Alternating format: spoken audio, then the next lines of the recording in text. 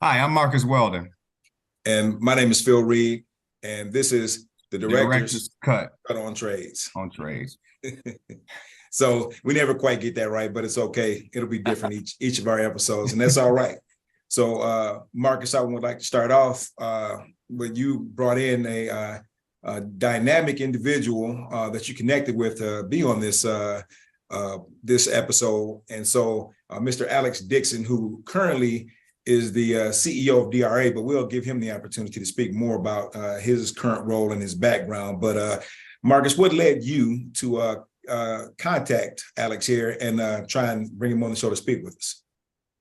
Yeah, so I'm a big LinkedIn guy, and I seen Alex's his LinkedIn page, and we started following each other based upon some mutual friends, and we both worked in the casino industry. And there's a picture he put up where he was in a hard hat, and I believe he was at Springfield Casino, and it kind of sent a light bulb off because I remember what it was like kind of working in the casino environment and being involved in construction projects and him being the general manager there. I'm sure he came into contact with some of the same issues that we had as far as facility managers dealing with contractors, working with the shortage of skilled trades people.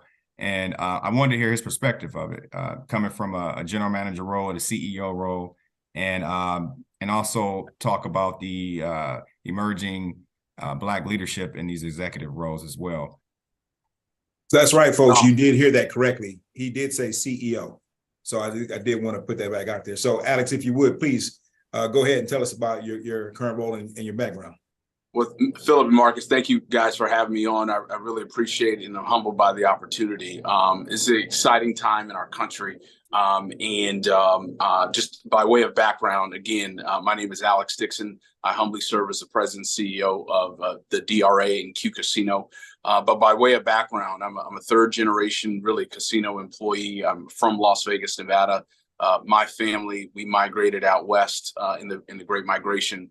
On my grandmother's side, she left the plantation in Louisiana to come out in the mid 50s to work in emerging new economy, which was Las Vegas, as Vegas was really getting started. She raised nine of my aunts and uncles and my mother as a housekeeper in Las Vegas. My dad left Opelika, Alabama, and joined the Air Force and was stationed at Nellis Air Force Base. And that's how we got out to Vegas. But my story, I grew up in the suburbs of Las Vegas and played a lot of sports. I went to Howard University in Washington, D.C., where I studied finance, and I got exposed to Wall Street, where I started with Goldman Sachs in New York, then moved to London, and I finished in L.A. My wife and I met in L.A. We moved to Vegas, started our family. And I was working at a boutique investment bank where we were raising capital for big developers who wanted to build master plan communities in Las Vegas. As really it was growing, but we were also raising money for developers who wanted to build casinos. And so it was through that process where I really first interacted with the general manager of a casino, and the kind of light bulb went off and said, "Hey, that's where I want to kind of be when I grow up, or at least for the next phase of my life." And so left there from the bank. I joined Caesars Entertainment. I was a director of planning and analysis. It gave me an opportunity to really learn about development as well as the casino business by going through and helping leaders who are running these businesses through their capital allocation processes, their planning, their budgeting, but really just had an opportunity to get coached, mentored, and developed. But while I was there, I was able to use my investment banking background. I moved over to corporate, and then about in 2012, really Maryland had passed legislation that opened up gaming in the state of Maryland, and I knew at Caesars we were bidding on a license to operate a facility, to really build and operate a facility in Baltimore. So moved to Baltimore 2013 with my wife and now 3 kids. We moved there and we raised $442 million of project level debt to build a facility, engaged with the city, hired a general contractor, and we literally built the facility from the ground up. My role, I was assistant general manager. So once we built it, I was responsible for day-to-day operations. Spent a couple of years, and then all of a sudden, I started to get calls I got a call first in Tunica, Mississippi. I didn't get that role and opportunity, but we did choose to move to Springfield, Massachusetts, where I started as a general manager. We were developing, it was a little under $1 billion project on 14 acres in downtown Springfield, Massachusetts, which is about an hour and a half west of Boston, about 25 minutes from north of Hartford. But it was an amazing opportunity. Again, we hired 3,000 people. We also operated an 8,000 seat arena, ice hockey facility. We had minor league hockey there, but bowling alley, movie theater, hotel, casino, full on beverage, food and beverage. Stevie Wonder opened up for us once we opened up the property. But sometimes in corporate things don't work out, and my job was going to be eliminated. I was the number 2 on property, but I landed as a president, chief operating officer at Circus Circus in Las Vegas, where I was fortunate to lead the 11th largest hotel in North America. Circus is a behemoth, and we had a great theme park business as well as just traditional integrated resort. But again, life sometimes throws you curveballs, and MGM decided to sell Circus Circus. And I stayed on through the sale, but then I found myself running a laundry company. So we had about 1,200 people in Las Vegas doing laundry. COVID hit, and we went to less than 50. I mean, it was a very difficult time within Las Vegas history. But once we came out of COVID, I got a call from a nonprofit casino in Dubuque, Iowa. And my wife and I and our kids, we moved here to Dubuque. And now, again, I serve as the CEO of Q Casino, which is effectively owned by the city of Dubuque. We give all of our profits. 1/3 of it goes to the city, 1/3 of it goes to charity, and now 1/3 will go towards development.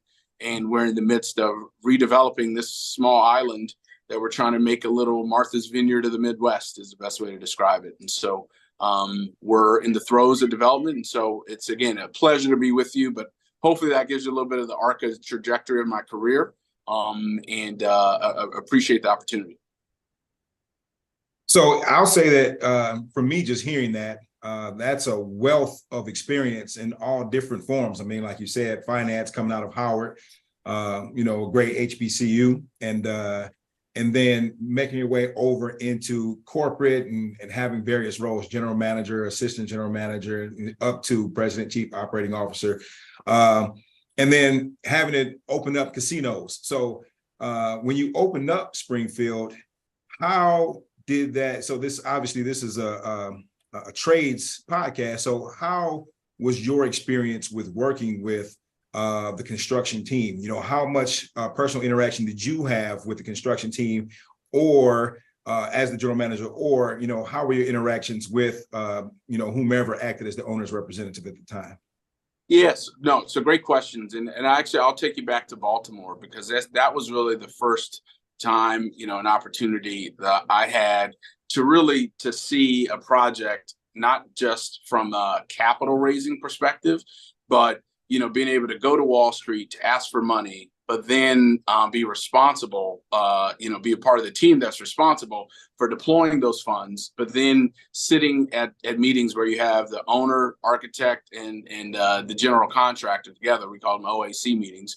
But be able to say, okay, hey, now that we have a concept that we have on paper, and we know from a financial perspective what we think we can make, then it's a question of, okay, well, what are we going to build? Then go and find someone who can really help you to take that vision, put it down on paper, and articulate that in a manner that can actually physically come to life. And so it was an amazing process to be able to really to onboard each of the different components that it takes to go from concept design, that literally we had to do demo on a piece of dirt in order to build a building. And then you had to hire the people who were going to be operating in that building. And so that really provided me an opportunity to learn the process from soup to nuts, to get to know, okay, not just the owner of the general contractor and the person who's going to bid, and then how do you manage through project labor agreements to make sure that you've got, in some cases there's union shops, non-union shops. How do you divide up the work so that smaller contractors can get an opportunity? How can you get women on into the workforce? How can you make sure that small, minority-owned businesses and veteran-owned businesses have a shot to bid, and then therefore, how do you create your bid packages to make sure that you can have folks to be competitive to move on, all the way getting down to the actual folks on the job site, so that when they arrive, what's their process and onboarding like, so that they're safe, they can get home, they know how to enter and how to go, all the way down to the turnover schedule, where it is important to say, okay, hey, what is done to a contractor, it may be different from the employee who needs to walk in and go to work. And where where it's really important is, as you talk about turnover schedules in different spaces, is it's really defining to say, hey, is the outlet there, or is the machine that needs to be plugged into that outlet there, right? And so it gave me an opportunity just to watch and listen and learn the level of detail it requires to bring a multi-million, in some cases billion-dollar projects to life.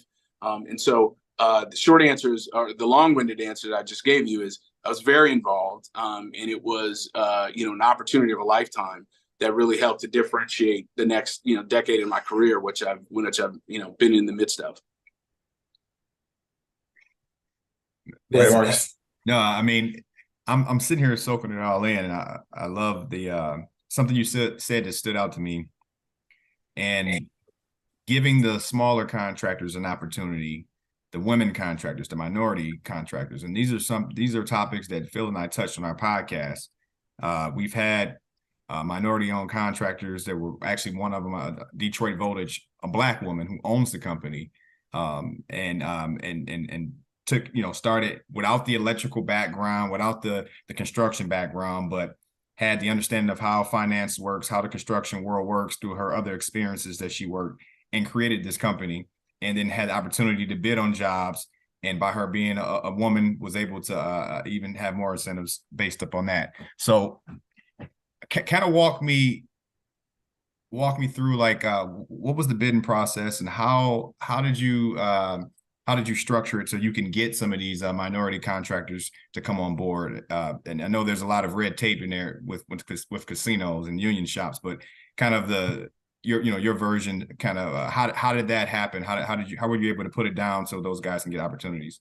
Yes, no, it's a great question. I think first and foremost, opportunity comes when there are new opportunities. And so a prime example of this is, if you look at Maryland, there, Springfield, Detroit's a little bit different, but not even different, is no different, I should say. But the short answer I would say is, number one is political will is what there has to be some form of a burning platform to be able to say, this is something that we should pay attention to. Right. Because to do the status quo, it's easy. I mean, it's just like running a casino. If you're the only game in town, you really don't have to be that creative, because you can just open your doors. And so there's no need to do anything different from the past. And so I think, even to take a step back from the narrow question of how do you structure the process, is I think you have to take a step back and just say, okay, hey, what is, where are we at in not only American capitalism, but within our the long arc of history as it relates to American business? Because that's what we're now finding, is that really, if you think of land and real estate is a function of families. For the broader, most of the really world, people pass down real estate through families. And so that's number one. So then if you think about all the things in the supply chain that touches land, for the better part of our nation's history, is that we, meaning Black people, have not been landowners, and then have not been in the, let's say, the strategic sourcing stream of the people who supply things, goods, services on land. And a big portion of bringing that land from its raw state to actual structures are tradespeople. And so you then have created, there are people who finance land, there are people who own the land, there are people who build the land. And all of those structures, let's say, in many cases, have, let's say, kind of familial lineages, right? So, bankers, begat bankers' kids. You know, if you're a landowner, you know Right, how to right. own land. If you're a blacksmith, if you are a tradesperson, many cases those skill sets were literally passed down through either familial lineages or whatever else. And so if you then you take that and you just says, okay, yeah, that all makes sense. You then think about our country in the 1950s and 60s, and we think about the confrontations that took place at lunch counters all across America. And we think of the human indignity of Black people not being able to sit at a lunch counter. In that, like, we get it. And then we think that once we had the ability to integrate or just come into retail spaces, which is a function of land, that, you know, hey, kumbaya, and we're moving forward. But you then play that out 30, 40 years later, now as we get into, you know, now into, you know, 60 years later almost, is what we didn't fully integrate were many of the, you know, whether it's the trades or the supply chain that built that lunch counter, right? And so now, as we have a demographic shifts in our country, is that we are producing more, whether it's people of color, or more so it's just we're producing more people who need to go into work in trades or in aspects of business or real estate that have not, let's say, learned those aspects through years and generational lineages and families. And so what is now happening is that we've got to catch up in all of those different areas. But what is so acute is that the families that have traditionally produced enough people to do these trades, they aren't producing kids fast enough. And so it's requiring us to go find Black, brown, or other kids, or just different kinds of poor white kids, in order to go and fill other needs. And so what we're trying to do is integrate families. And guess what? It's hard. I mean, it's hard, period, right? And so to that end, what we then have to say is we need to be able to find a way to be able to do that. And so what we've tried is to basically, you know, integrate from an ownership level, as well as the front line, let's say new people and tradespeople kind of coming in. And so there are rules, there are structures and processes and plans and groups like National Supplier Minority Development Council, like they do this and they know this to the T. What I think, you know, because without getting caught up into that minutia, it's the only way that you can integrate, or the only way that you can, you know, create opportunities, if you're intentional and you say, I'm going to take this person who does not have a 4-generation, let's say, kind of history of producing this good or service, and I'm going to coach, mentor, develop, and provide them the working capital in order to be able to help create a new lineage so that they can pass this knowledge down to their kids. And as long as we can figure that out within the next 10 to 15 years, we're going to be okay as a country. But if we continue to fight and, like, you know, try to exclude, that's where we're going to continue to have just low simmering tensions that just aren't needed, because where we can be great as a country is if we unlock human potential in people from the trades room to the boardroom. And that's what I've been passionate about. But when you recognize someone's humanity, you then are able to say, hey, although I'm giving you the prime general contracting opportunity, I need you to find a way how to get women, minorities, veterans, groups who may not historically been involved in this, give an opportunity. But it all starts with political will, as well as just the humility and desire that we can be better and grow our economy as long as we're including people into the workforce. You know, I was taking a little notes of a few things that you said, and like one thing that you said that stood out to me, and things that we've talked about here on this podcast, was you said that families and historically that are trades families are not producing the same amount of kids, or the business needs for trades is just outgrowing those who are, and so that was really the mission.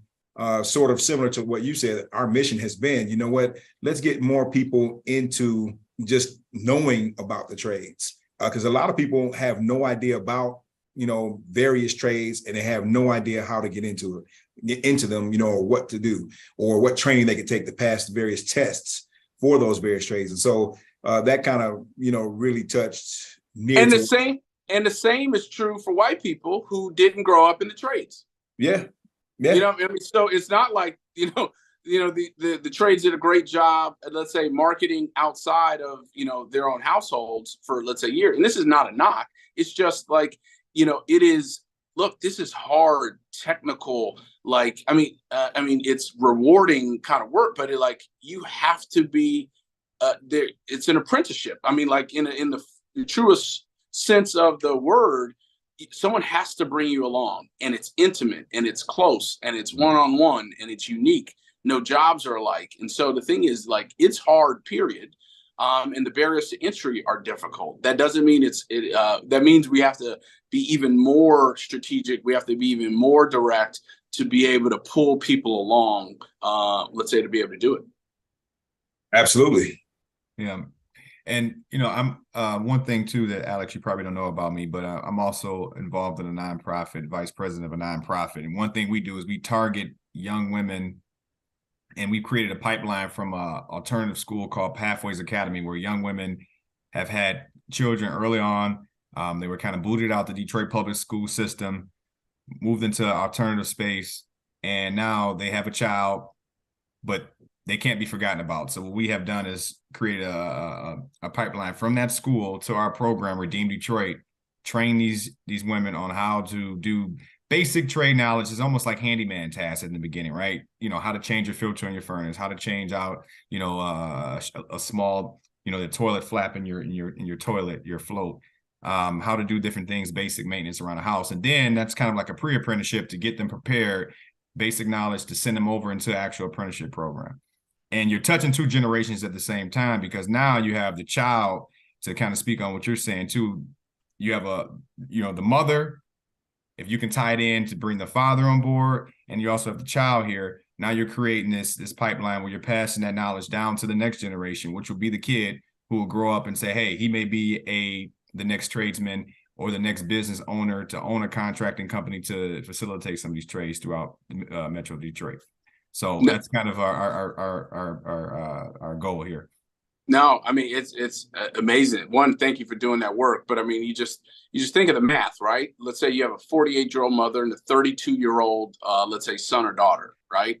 They can spend 20 years together, like building a phenomenal business. And so there's a little bit of, I think sometimes, is that, we oftentimes, think of the challenges, let's say, that we kind of go through, but specifically the pool of population that you have is you're going to have, folks who, again, can work for the bulk of their kind of prime working years, let's say, together. And so as you think about this is, what you've got to be doing as vice president of leadership is to say, okay, hey, let me be thinking 2-3 steps ahead, because once this person, and once we have enough of a cohort, like, what are the needs that they're going to have as they matriculate, let's say, through. Right. So eventually they're going to get licensure, right? And so then there's going to be this period of, hey, I've got these skill sets, but in order to go to this trades thing, I got to put out cash, where there's going to be a need for working capital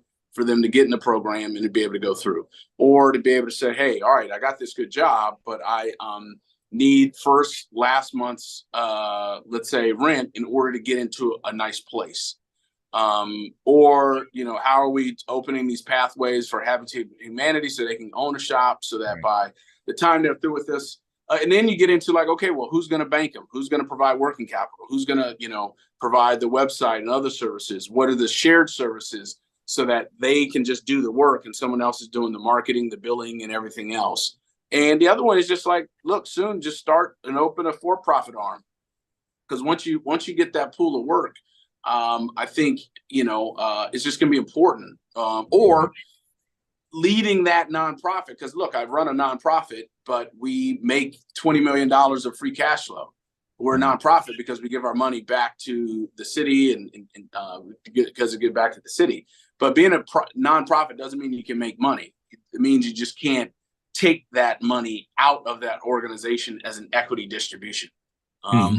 So to that end, a lot of these nonprofits should be doing their service for a fee or for money, and you just redeploy those funds back into the program or back into the services, if that makes sense. Make perfect sense. Makes perfect sense. And some of those, a term that we use are the wraparound services. So when you have a child who's getting off into, even if it's a trade, college, or whatever it may be, what I've noticed is that they get thrown off the map a little bit because they got so much other stuff going on at home, right? So you alluded to that a little bit, and those wraparound services may include transportation. So we offer transportation to get them to point A to point B, and giving them a network where someone like yourself could be able to that exact spiel that you just gave us here on our podcast, tell that to them so they can be open to understanding, hey, this is an opportunity here, get that brain flowing and thinking of alternative ways to make money. Well, and just to hop in there is we lose a big portion of our workforce because of the 4 first years of life that is really tough. Meaning if you're a 16-year-old single mother, from 16 to 20, I mean, it's hard. Like I can only imagine, and it's hard, but we shouldn't lose that same person, that same worker from 20 to 60 because they had a tough go at it for the 4 years from 16 to 20, right? So there's a little bit of hey, how do you hang around the hoop such that at some point something clicks and then boom, you get 40 years of worth of productivity. But the shortage we're seeing in the workforce is that, number one, we've cut off immigration, into the country. And then we say, hey, we have these number of people, but we've been overly reliant upon a sliver of the population that is, let's say, flat to declining to produce a disproportionate amount of our tradespeople. And so all this is doing is just a math problem. It's so how we're going to break through and match the people who need jobs with the growth of our economy that needs to get done is going to be this hand-to-hand combat of what you're doing, let's say, with these folks. And so to that end, it's you want to stay focused, stay motivated, be structured, but also find a way to make money, because ultimately you are taking, let's say, people, unlocking that human potential and putting, a direction to be able to go through. And with more resources, you'd be able to go be a bigger fisherman of men and women to be able to go do that, or hire someone, on staff to be able to accelerate. And so, so much of this is when you have people at that transition, whether it's, right before they leave the school system or right as they graduate high school, how are you taking that, on the margin wide receiver from the football team who talking about going to JUCO, he doesn't go, but how can you get them with literally 2 weeks after they walk? How are we getting them into a trade shop? Don't talk to them in March of their senior year because they're still living high, got good money, got whatever else. Literally within 72 hours of them graduating, they go out that weekend, have a good time, spend all their money, and then come Monday morning, that's when they're open. Because it's really okay, what's going on, what's next, and how are we engaging? Because we got to feel it. But if we do, we're going to create another version of middle class within the Black community that's going to do amazing things throughout our country. Absolutely. And there's and this is not to say because so many people are still going to go off to college and go be your finance majors, your accounting, and all of the above, and different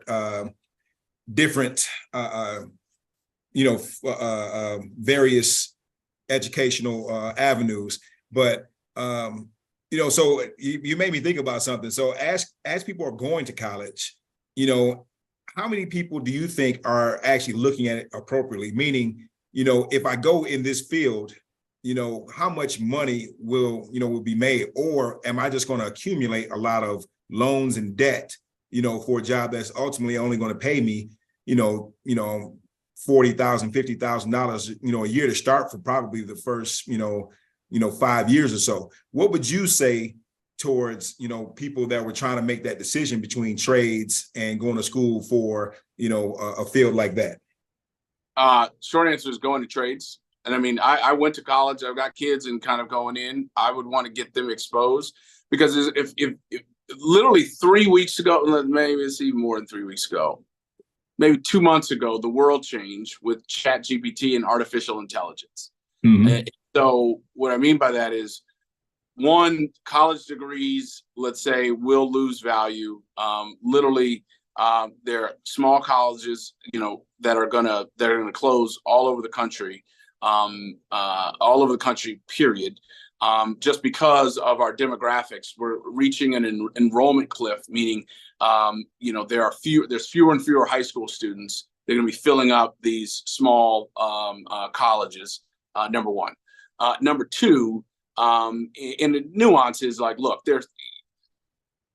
college is not bad. I went to college and it was a great experience, a number of things. But if we look to be able to say at white collar jobs that are typically produced by those who are particularly occupied by those who go through college, artificial intelligence is going to cut so many of these jobs and opportunities, because it's going to be easier to automate white collar jobs than it will be to automate physical not even when I say manual, but there has to be someone physically has to still build buildings, right? Like we're not going to automate so many aspects of the facilities. There will be automation within there, but there's a need and a dearth for people in the skills trades, period. And I don't see that going away for a very long time. People think about, oh, well, what about automation and a number of these other things? The other force that we're dealing with as a country is that increasingly private equity, which invests money largely in 7-year cycles, is taking on an increasingly growing part of our American economy.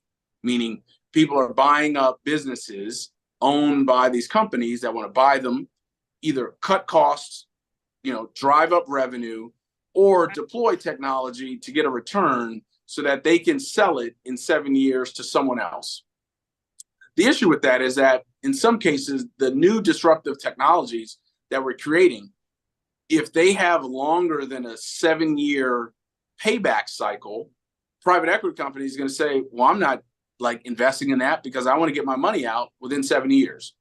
So there's going to be an overemphasis on capital light, let's say, automation that can automate white collar jobs, because it's going to be less capital intensive, let's say, to do so.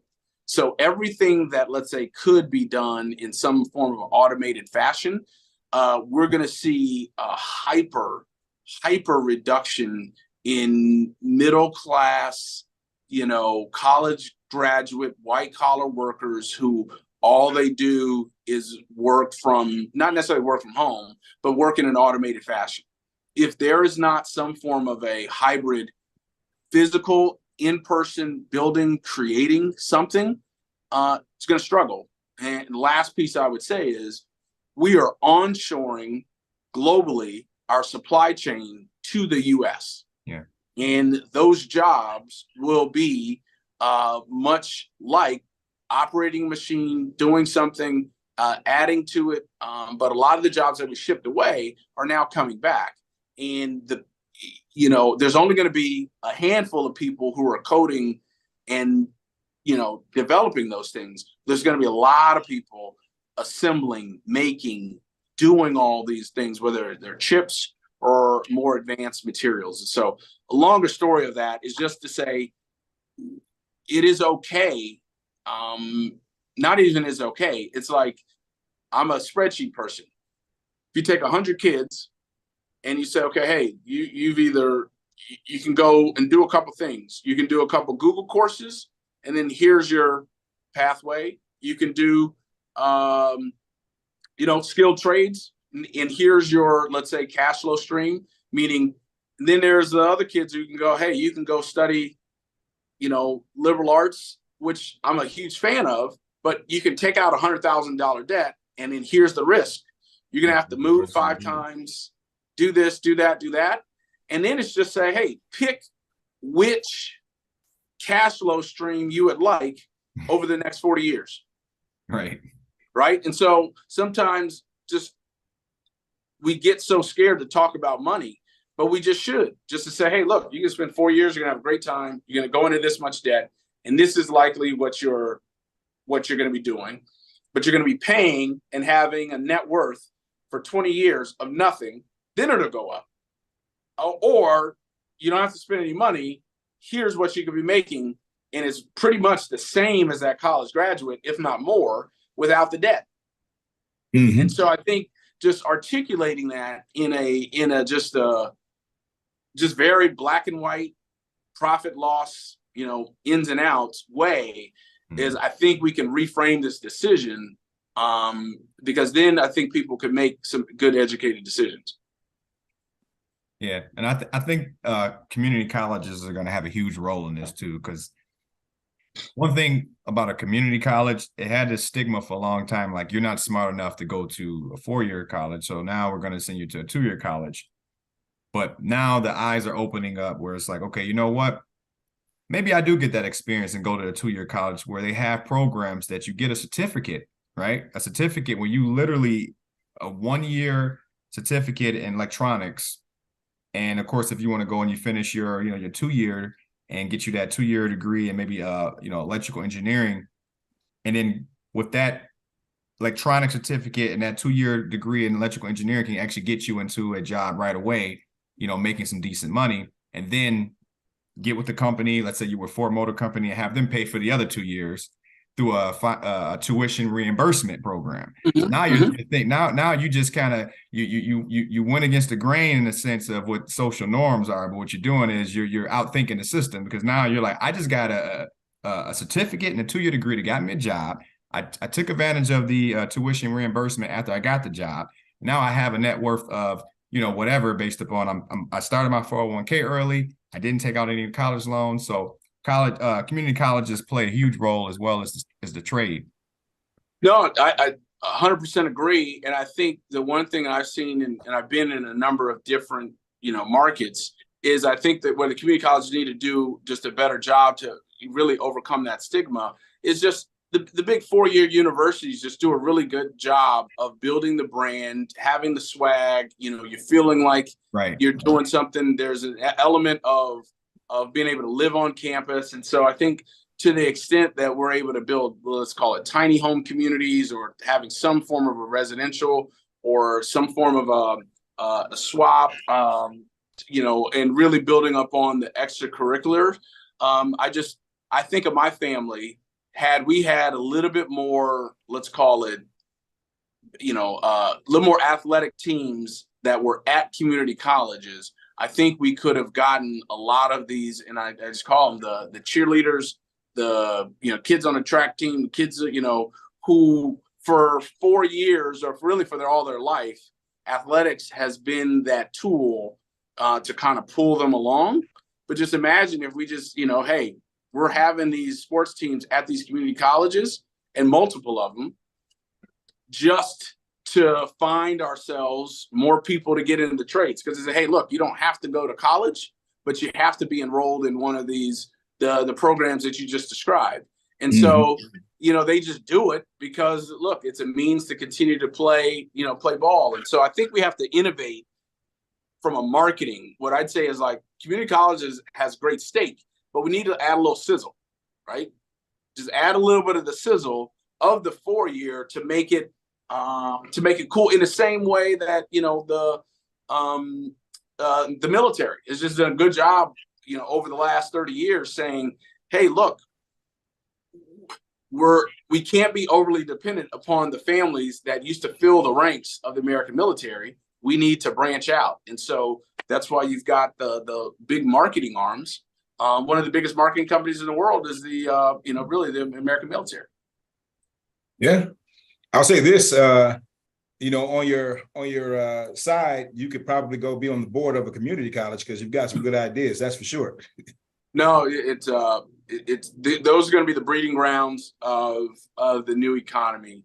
And I think for us, it's this kind of WB, kind of Booker T kind of discussion along the way. But a little bit of this, like, what has to be done is supply and demand. And right now, there is not healthy supply of people who either want to go in the trades or in the trades, and there's a supply. And so it's going to be faster and easier for a group who speaks English, who lives here, who with the right, let's say, push exposure, we can ramp up to close these gaps. And these gaps, by the way, when I say trades, airline pilots are tradespeople as well. Like, I mean, again, you don't have to go to college to be a pilot. We had an episode about that. We had a gentleman we both used to work with, and he came on board, and that was our second episode, I believe, right, Phil? Our second or third episode. Second or third, but he's not a pilot though. He's an aviation tech. So, but he goes and he works on the planes, to make sure that they are flight worthy. Same. No.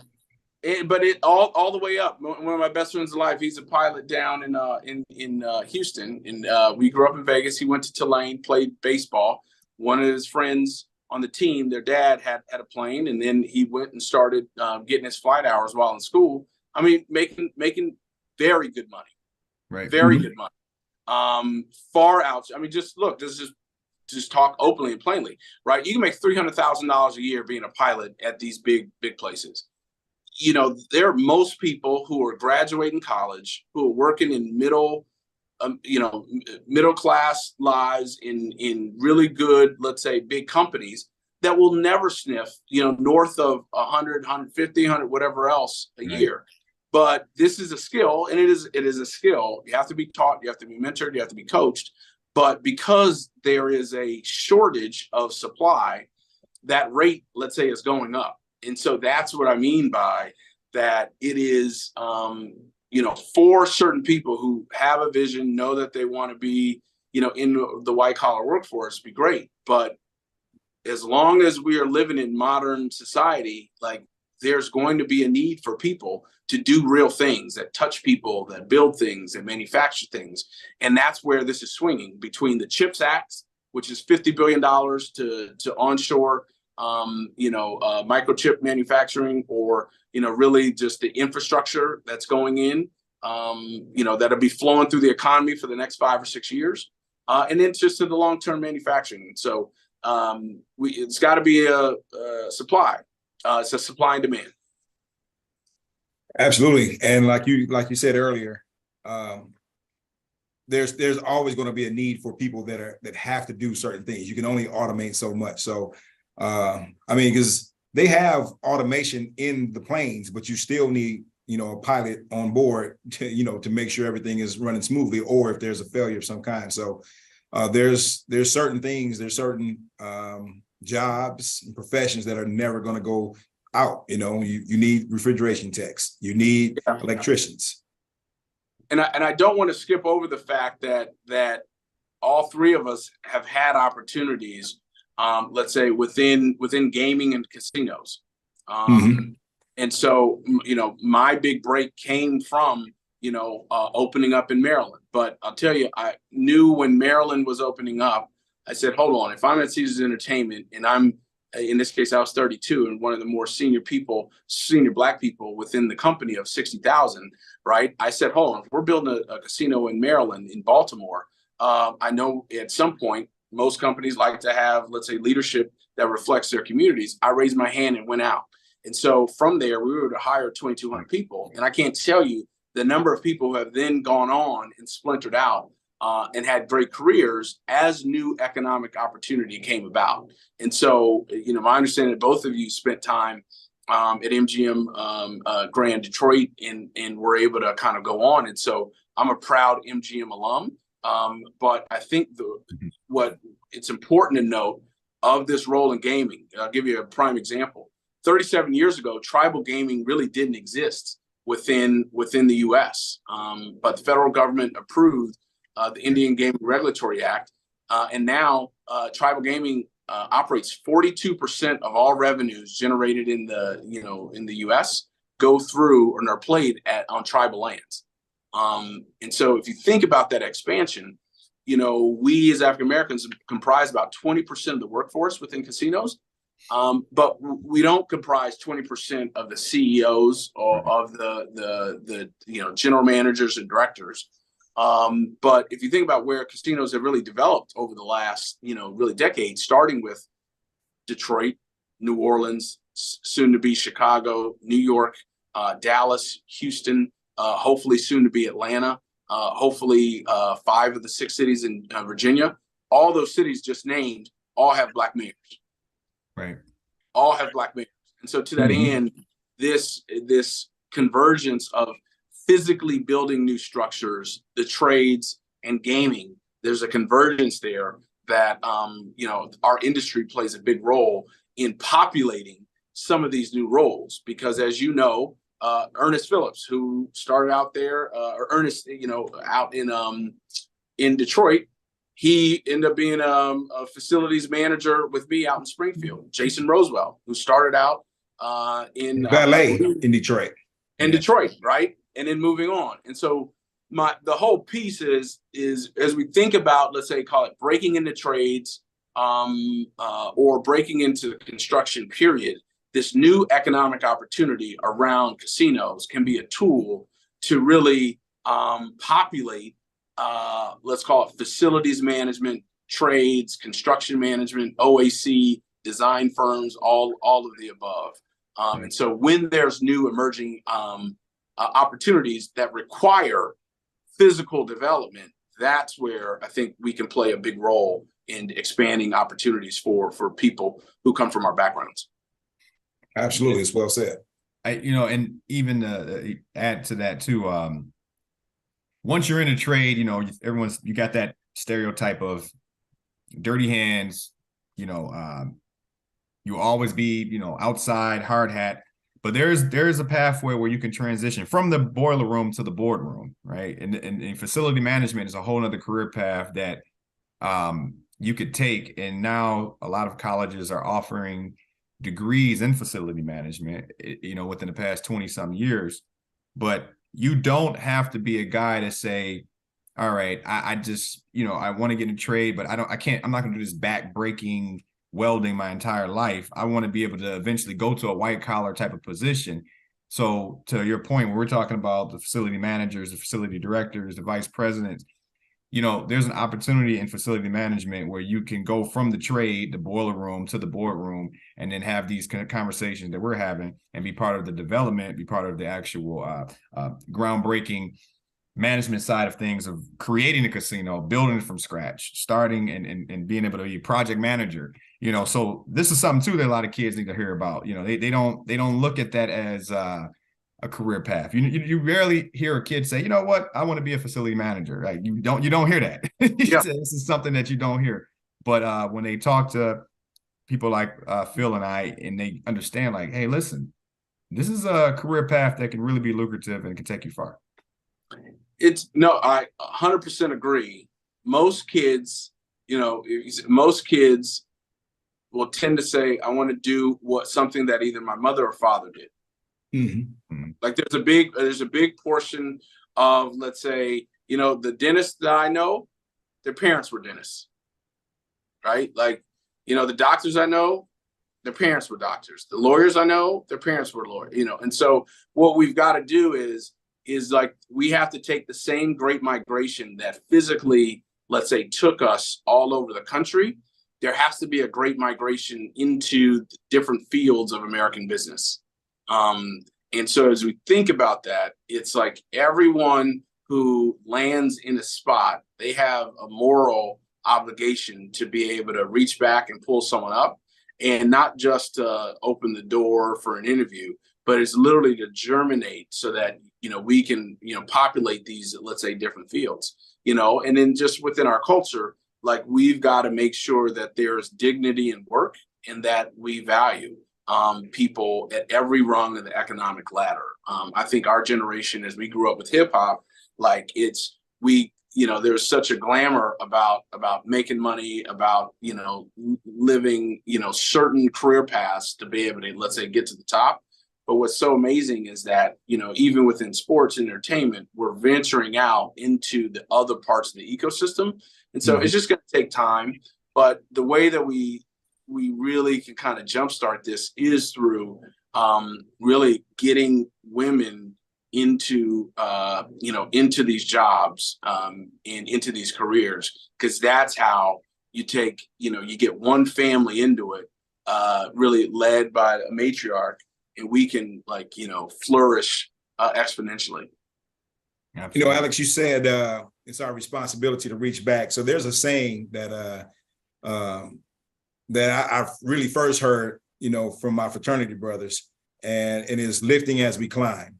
And so that is, and I've always tried my best to kind of operate in that fashion, as I progress, in my personal career.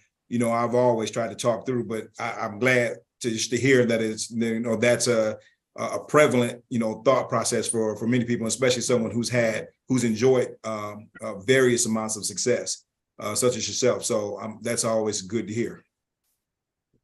No, I appreciate it. Go ahead, Marcus.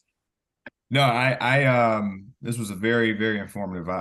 This was it was something needed for sure. I needed to hear a lot of stuff that Alex spoke on is things that I've been, working on with Redeem, and the women, getting them in the workforce. You're absolutely right.